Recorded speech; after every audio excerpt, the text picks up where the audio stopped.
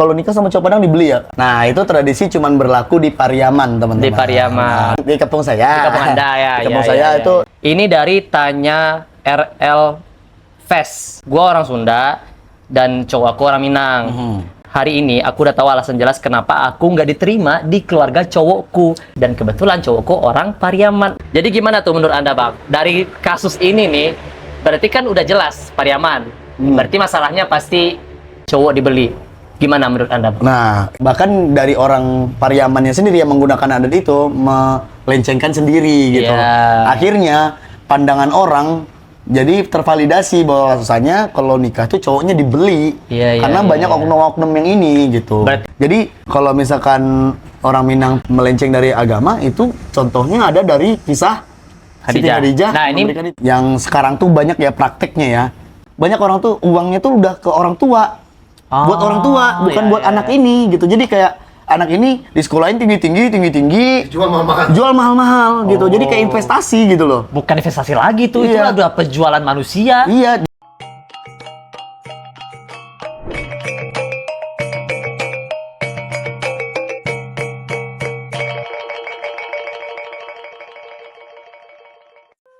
Piaman tadangalangang batabui imang konyorami.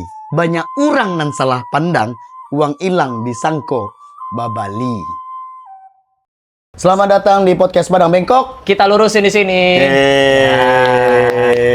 Gimana deh, Bang? 50 besar podcast Hanbari Spotify. Dan kita masuk nih, Kim. Masuk Podcast daerah. podcast daerah. UMKM. Dan nggak nyangka juga sih. Terima kasih untuk podcast Hancur dan Spotify. Nah, akhirnya kita masuk dalam 50 besar. 50 besar. Semoga bisa masuk ke tahap berikutnya. 20 besar. Betul, amin. Nah, kembali Karena lagi kita podcast pada Bengkok. Kemarin kita udah ikut workshopnya. Oke. Kita harus bikin episode baru. Betul. Jadi kita mau bahas apa nih, Bang? Nah, karena kita Padang-Padangan kan, ya. Padang-Padangers. Padang-Padangers kita. Padang Pariaman, Padang Panjang. Ya. Nah, kita mengambil seputar Padang yang memang diketahui oleh orang-orang luar nih, Kim. Yang ramai dibicarakan. Orang-orang luar Minang ya, orang-orang luar Padang tuh tahu tentang ini, yaitu cowok Padang kalau nikah dibeli. Itu kan banyak tuh, cowok kalau nikah sama cowok Padang dibeli ya? Anda pernah kan? Ya, saya pernah ditanyain. Kamu orang mana? Orang Padang. Oh, yang nikahnya dibeli ya? Beda, Mas. Beda orang. Nah, itu tradisi cuman berlaku di Pariaman, teman-teman. Di Pariaman. Di kampung saya. Di kampung Anda ya. Di kampung saya itu di Padang Pariaman dan Kota Pariaman. Oke. Ya beda nih kota dengan kabupaten. Tapi tradisinya memakai tradisi adat Bajapwe, yang itu cowok dibeli itu, gitu, Kim. Tapi dimasuk tiku juga ya. Oh, tiku, ya. Nah, kebetulan di Outframe ada Ajo Ene, dia orang Pariaman juga. Ntar kalian akan lihat episode selanjutnya akan satu frame dengan Ajo Ene ini. Kalau kalian penasaran, tunggu beberapa episode selanjutnya.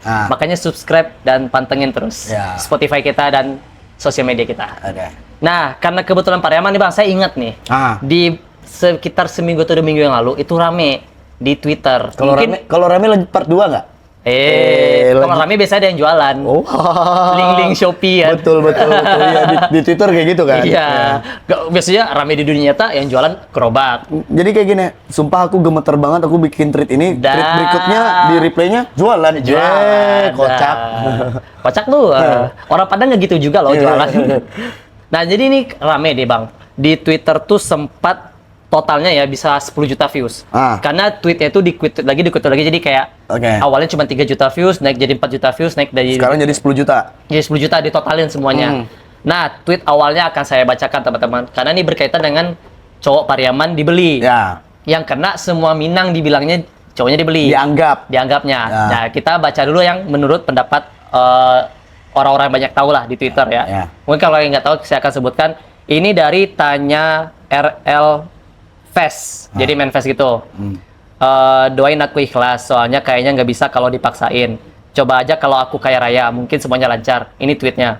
Isi tweetnya adalah foto tweetnya juga, karena tweet dibatasin kan. Dia baca, gua orang Sunda dan cowok aku orang Minang. Halo guys, hari ini aku udah tahu alasan jelas kenapa aku nggak diterima di keluarga cowokku yang orang Minang. Pertama, keluarga cowokku berharap cowokku nikah dengan orang Minang lagi, dan kebetulan cowokku orang Pariaman. Nah, ini dia nih, masuk nih. Kebetulan keluarga cowokku emang kurang suka dengan cewek Sunda. Nah, stigma lagi nih, ya kan? Terus gaya hidup keluarga cowokku beda dengan keluarga aku. Ya, itu bisa pembahasan lain lah. Kita skip. Dan walaupun aku udah kerja sebagai cewek Sunda dan udah sarjana, tetap kurang di mata cowokku. Keluarga cowoknya sih terima ya. Cowoknya berarti sayang, berarti yang agak susah nih keluarganya kan. Terus keluarga cowokku benar-benar strict, benar-benar ketat dengan anak cowoknya ini. Nah, jadi gimana tuh menurut Anda, Bang? Dari kasus ini nih, berarti kan udah jelas Pariaman. Berarti masalahnya pasti yang sering disebut-sebut dalam istilah adat Pariaman itu adalah uang japui dan cowok dibeli. Gimana menurut Anda, Bang? Nah, ini tuh balik lagi, dia tuh orang keluarganya tuh mempermasalahkan antara masalah beli atau enggak. Balik lagi, pasti enggak keluarganya tuh mempermasalahkan jual cowok anak gua harus dibeli atau memang dia pengennya nikah sama orang Minang aja. Karena kan dia atau mungkin bisa jadi dua-duanya. Nah, bisa jadi dua-duanya, cuman kan belum nggak ada kejelasan nih. Betul. Ini masalahnya dibeli atau masalahnya keluarganya tuh nggak pengen punya menantu bukan orang Minang atau gimana gitu, atau memang masalahnya dibeli karena nggak ada diterangin. Dia cuma membuat asumsi, andaikan gue kaya raya kan gitu kan, gue bisa beli. Nah, tapi dengan dia berasumsi kaya raya, kita bisa menyimpulkan nggak sih mungkin masalah dibeli? Tapi balik lagi, keluarganya tuh nggak nerima karena dia bukan orang Minang atau bukan karena dia nggak mau beli, nggak mau pakai adat itu. Sebenarnya kan bisa aja kan, misalkan nih dia orang Sunda kan katanya. Oke, gue pakai adat lo, bisa aja, ya dong. Iya. Dan berarti permasalahannya bisa jadi orang tuanya tuh pengen menantunya orang Minang. Karena kan orang Minang kan secara didikannya beda. Makanya setiap daerah kan mendidik anak dengan budaya yang beda. Betul. Bisa jadi itu pengennya ke menantunya orang Minang aja. Kalau kita pikir positifnya, tapi kalau misalkan memang benar karena Pariaman pengen dibeli itu tuh, sebenarnya bisa aja adatnya dipakai juga sama. Ya udah pakai adat lu deh. Nih gue sanggupin kayak gitu-gitu. Mungkin orang tuanya pengen bikin rendang kata Ajo Ene tadi. Betul. Tapi kan itu jadi multi tafsir juga kan. Maksudnya bisa dua kemungkinan gitu. Orang tuanya ada kemungkinan satu, kemungkinan dua. Kemungkinan satunya pengen menantu orang Minang atau memang pengen dibeli gitu. Tapi kalau dari tweetnya kan ada kata-kata nih, coba aja kalau aku kaya raya, mungkin semuanya lancar. Berarti ada hubungan dengan dibeli dong? Ya, bisa jadi. Cuman kan kalau misalkan memang si cowoknya juga niat nih ya, sebenarnya karena saudara gue pernah kayak gitu, Kim. Jadi oke lah, kita sebelum tarik ke sini nih ya, terjadi tradisi Pariaman itu kan yang cowok dikasih uang lah, dikasih keluarganya uang gitu kan, sama keluarga cewek gitu kan. Itu pun kalau kita telisik lebih dalam tuh jauh lagi pemaknaannya, Visolofinya ya Jo ya, Visolofinya tuh dalam lagi gitu. Ini jokes sudah dipakai ya. Iya, jadi Visolofinya tuh jauh gitu. Nah, tapi kalau misalkan memang setelah ada polemik itu kan, ceweknya nggak sanggup. Sebenarnya kalau cowoknya niat, nih gue datang ke rumah lu, nih bilang gue kasih duit, tapi jangan kasih orang tua gue, jangan kasih tahu orang tua gue. Kalau ini duit dari gue, kalau memang dia niat ya. Jadi kalau misalkan emang cowoknya juga nggak niat ya. Kalau sebenarnya bisa aja keluarga gue, Kim, pernah waktu itu saudara ya. Dia mau nikah nih, keluarganya cuma nyanggupin 15 juta. Sementara ada kesepakatan kayak di awalnya tuh 20 juta. Abang gue ini, saudara gue ini datang ke keluarga cowok nambahin 5 juta. Diam-diam. Nih, gue tambahin 5 juta tapi jangan kasih tahu keluarga gue. Dong, kan diam-diam. Itu bisik-bisik, bukan diam-diam. Kalau diam-diam gitu. Jadi gue balik lagi nih, kita tarik lagi. Kenapa sih cowok Pariaman tuh dibeli? Nah, itu kan itu jadi pertanyaan. Dari kasus ini kita anggap dulu aja lah ya. Anggap aja lah emang karena masalah uang cowok dibeli. Ya Ini kita jelaskan. Ini ada masalah nih. Nah, kemarin itu sempat ada juga. Sebelumnya gue pernah bahas tentang cowok Padang dibeli sama Ajo Ene waktu itu. Sampai 30.000 views. 32.000, sorry. Nah, terus gua kemarin tuh juga sempat ngebahas, sempat ada yang kasus tuh waktu tahun 2023 kemarin. November mungkin November atau September lah, Oktober lah gitu. Oke. Tentang bunuh diri yang gara-gara 500 juta. Mungkin ada nih beritanya nih. Ya. Nah, cowok dibeli juga itu. Ya, masalahnya dibeli. Nah, terkadang ya, maksudnya ada juga oknum-oknum yang demi menguntungkan pribadinya, tapi dia bertameng dengan adat. Mungkin dari keluarga si cowok ya, misalkan, oh harganya harus segini. Ya, nggak bisa, ini adat. Betul, jelaskan dulu, kan belum dijelaskan nih. Jadi apa nih cowok dibeli ini gimana? Nah, cowok dibeli ini sebenarnya dia dikasih uang jemputan. Uang jemputan tuh berupa uang hilang. Penjapui itu adalah emas. Nah, kenapa diberi itu? Karena sejatinya orang Minang, laki-laki Minang itu dari lahir nggak punya apa-apa. Karena kita garis keturunnya kan matrilineal, suku, warisan itu turun ke anak perempuan. Nah, dikuasai oleh perempuan, ganggaman kunci Ambunan Puro. Nah, itulah istilahnya ya gitu. Jadi pemegang kekuasaan warisan itu di perempuan. Anak laki-laki ini nggak dapat apa-apa. Makanya banyak banget kan orang Padang atau khususnya orang Pariaman tuh ngerantau. Ngerantau untuk memperbaiki ekonominya pribadi. Gitu. Karena dia nggak dapat kekuasaan ekonomi di kampung dia sendiri. Betul. Nah, jadi misalkan nih gue pulang kampung nih. Gue merantau kan? Dari Bang Rio merantau dari Pariaman ke Jakarta. Terus gue pulang kampung. Dari Jakarta ke Pariaman pulang kampung. Terus ada misalkan lu nih. Lu itu jadi kan yang berhak atas keponakan itu adalah mama. Dari pihak ibu ya? Paman. Tapi dari pihak ibu. Yang berhak atas keponakan itu entah nikah, entah apapun itu paman. Dari pihak ibu ya? Anda nih punya keponakan cewek. Oke, saya punya keponakan cewek nih. Oke. Nah, Anda Anda pengen menikahkan ponakan Anda dengan saya. Oke, saya pengen nikahkan dengan Anda. Nah, tapi saya bilang saya nggak menyanggupi nih, karena saya di rantau tuh masih ambuh-ambuhan gitu, masih saya susah. Anda di merantau masih berjuang. Masih berjuang, belum bisa menyanggupi untuk menghidupi. Nah, makanya Anda ya udah nih belum sanggup untuk menafkahi si ponakan ini. Anda gitu. Nah, jadi ya udah nih, gua kasih modal.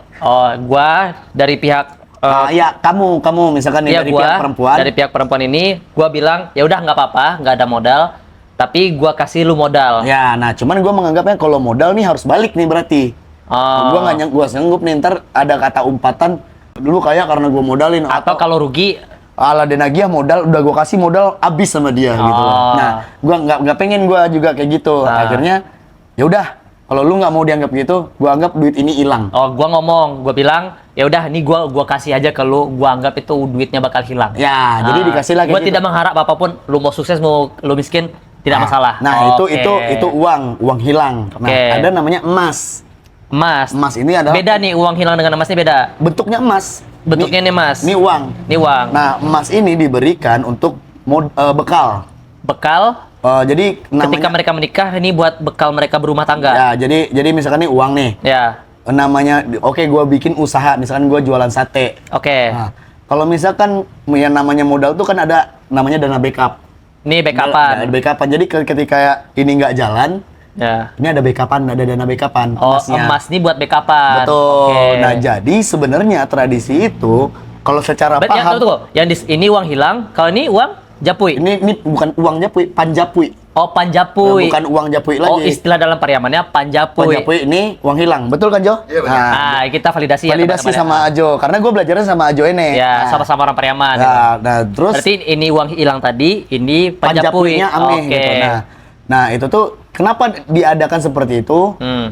Karena Nini Mama, alim ulama, 3 tuku sejarangan. Semua tradisi adat di Minangkabau itu, khususnya Pariaman, itu pasti disepakati oleh alim ulama. Pasti melibatkan 3 orang ini. Ada Nini Mama, alim ulama, dan cerdik pandai. Ya, kalau ini penjelasan umumnya teman-teman ya. Alim ulama adalah orang yang paling paham agama.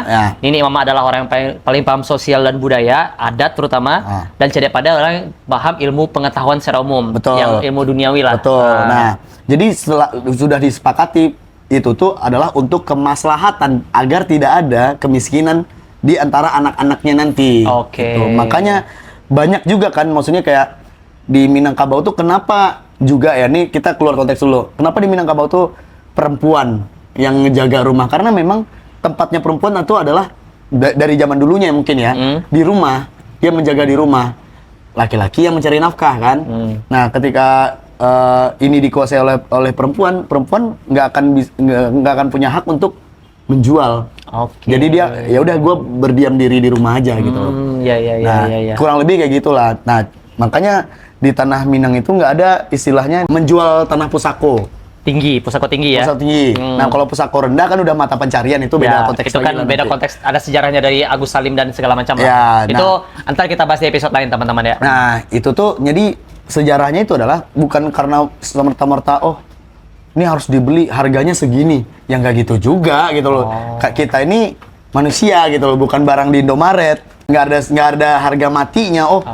20 juta, 50 juta nggak bisa kurang. Itu mah di Indomaret. Soalnya di Pariaman itu pun balik lagi ke cerita yang tadi cewek ini yang Sunda tadi, dan cerita yang ada yang meninggal kemarin itu sampai 500 juta. Nah, itu tuh ada level-levelnya jadinya kan? Ya, jadi kayak misalkan kan banyak tuh orang yang bilang kalau tentara 200 juta, kalau polisi 100 juta, kalau PNS 50 juta.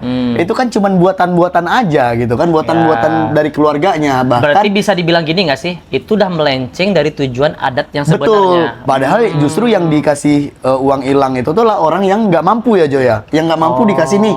Gua kasih, kalau dia udah punya jabatan dan segala macam, ngapain lagi gitu loh.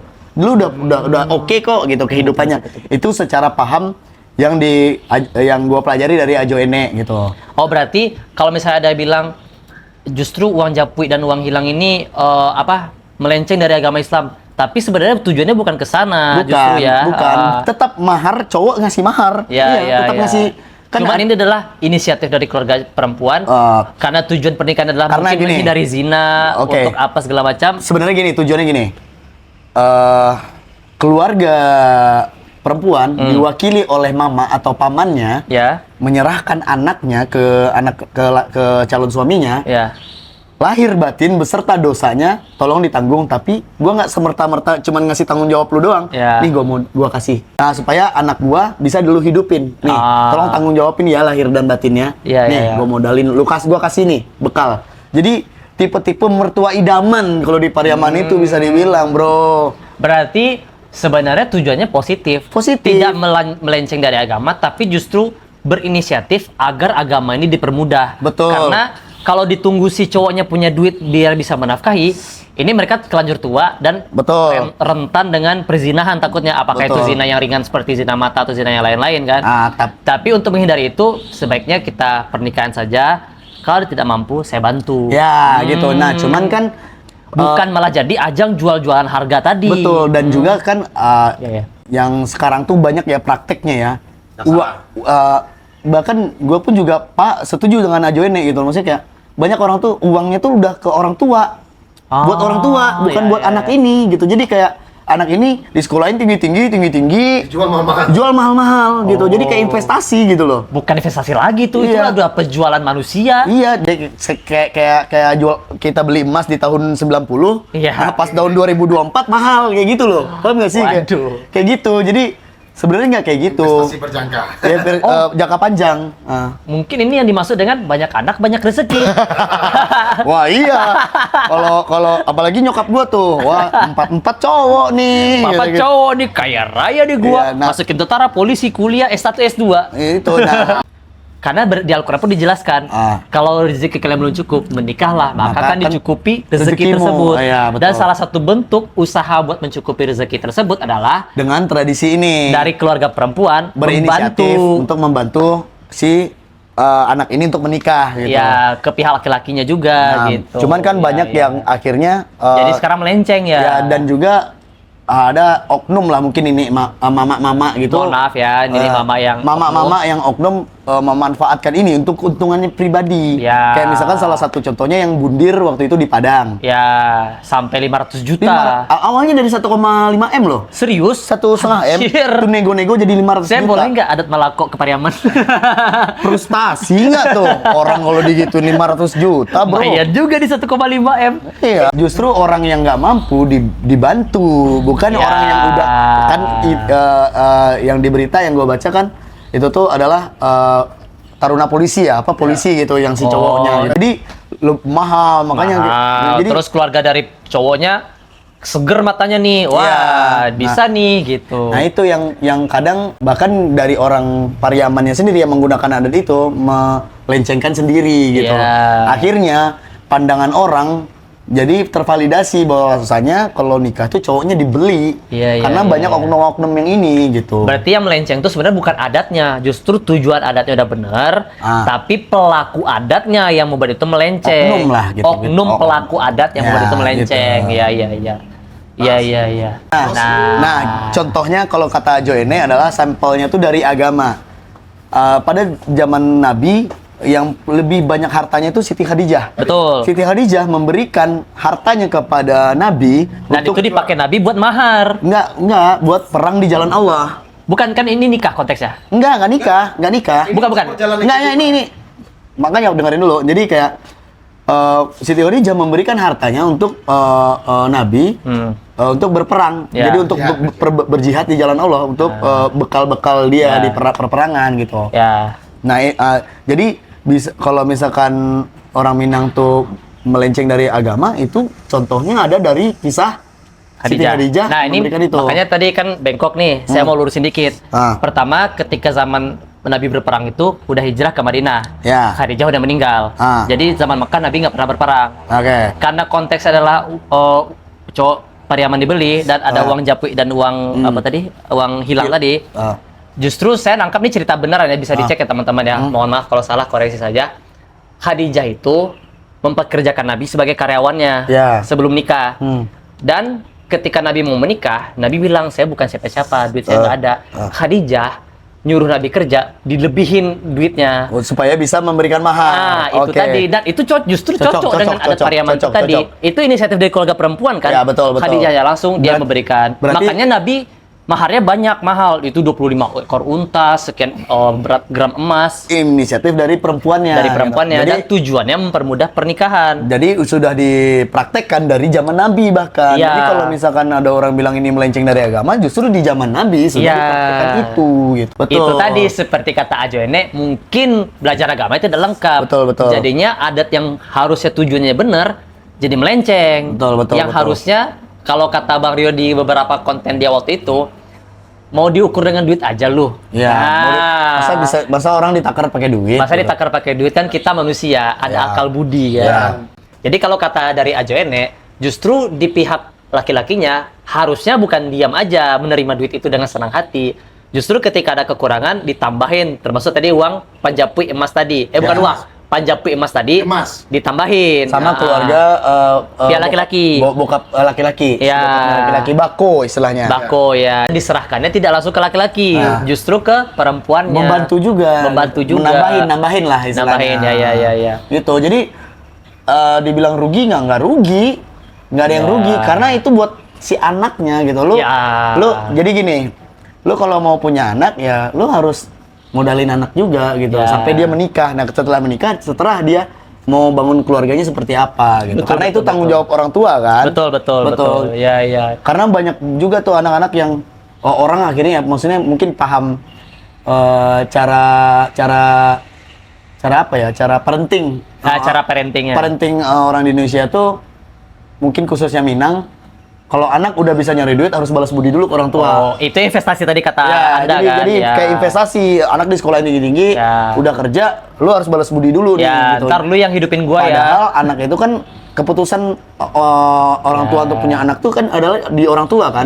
Gua mau punya anak. Nah, berarti lu harus siap bertanggung jawab sampai dia menikah. Betul. Itu masih jadi pertanggungjawaban orang tuanya. Betul. Jadi tanggung jawab orang tuanya. Gitu. Apalagi balik lagi ke adat Minangkabau, laki-laki setelah nikah dia keluar dari rumah gadang itu kan. Betul. Dia harus hidup sendiri. Betul. Dan dengan adanya emas panjapui, uang hilang tadi, itu tuh bisa membantu dia hidup sendiri nantinya. Betul. Itu sih sebenarnya kayak lebih ke modal awal untuk dia membangun rumah tangganya gitu. Kalau istilah ininya adalah Kickstarter aja. Kickstarter, betul.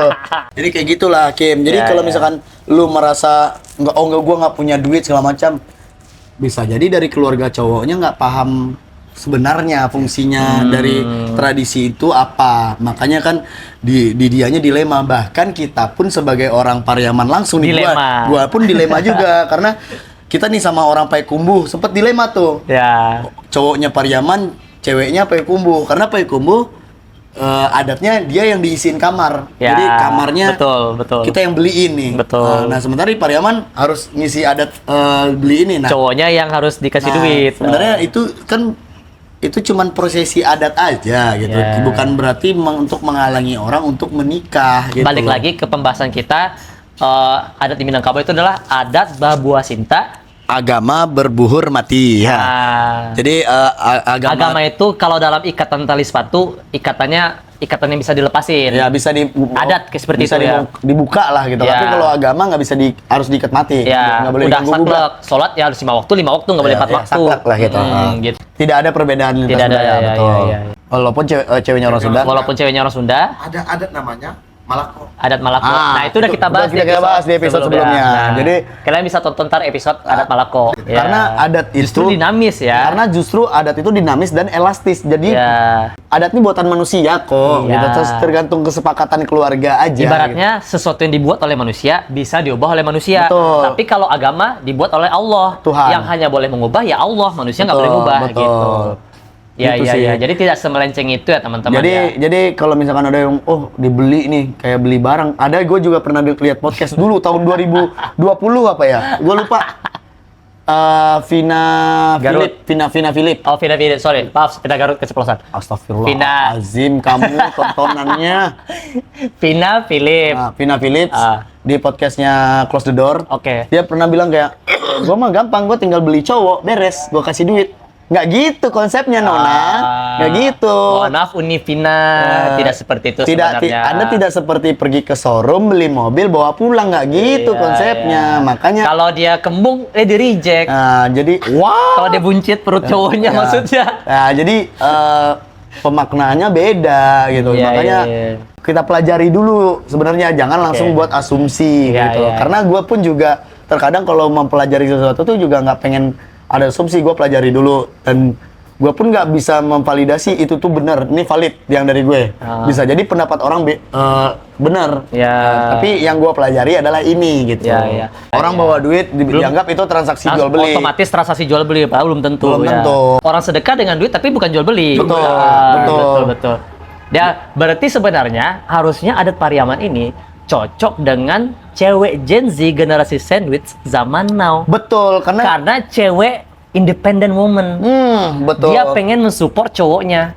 Nah, itu cocok harusnya. Jadi tidak bertentangan kan sebenarnya. Kalau kita bawa ke zaman modern ya. Jadi cowok tuh nggak ngerasa punya beban yang begitu besar lagi ketika beban nih kalau mau nikah kayak gitu. Ya, takutnya malah disuruh bayar ceweknya, buahnya susah. Iya, maksudnya kayak gua harus ngidupin anaknya nih, cewek istri gua nanti, gua harus ini kayak gimana. Nah, di Pariaman tuh udah dibantu sama keluarga cewek kayak gitu sebenarnya. Benar. Jadi kedua belah pihak seharusnya saling diuntungkan gitu. Diuntungkan. Nah, bahkan si keluarga cowok nih yang dikasih kayak gitu, bahkan ini buat kehidupannya dia sebenarnya kan si cowok ini.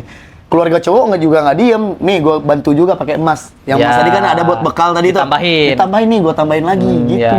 Berarti balik lagi seperti orang Indonesia pada umumnya dan Minang salah satunya ya adat gotong royong itu tadi. Betul. Saling bantu. Nah, kalau ada hal positif ya dibantu. Nah, itu paham yang gue pelajarin dari Ajo Ene. Nah, jadi kalau misalkan ada pendapat lain ya silahkan di komen. Gimana menurut kalian. Tapi kalau di gua ini make sense, masuk akal gitu. Karena kalau memang pada prakteknya bener cewek ini ngebeli cowok, berarti memang bener. Cowok ini dibeli, berarti memang melenceng dari agama. Tapi kalau misalkan dari penjelasan Ajo ini, itu make sense. Karena itu membantu. Dan itu masih sah di agama. Gitu. Ya, karena bukan dari unsur paksaan. Betul. Bukan unsur yang harus atau wajib. Ini penjelasan dari Ajo ini. Kalau memang dari dulu seperti itu, justru tidak ada bukti sejarahnya kalau orang Pariaman itu jual beli manusia seperti dalam pernikahan itu tadi. Dan ada kwitansinya. Dan kalau memang tradisinya, nggak ada kwitansinya teman-teman. Tradisinya jual beli, pasti alim ulama di Pariaman menentang itu pasti.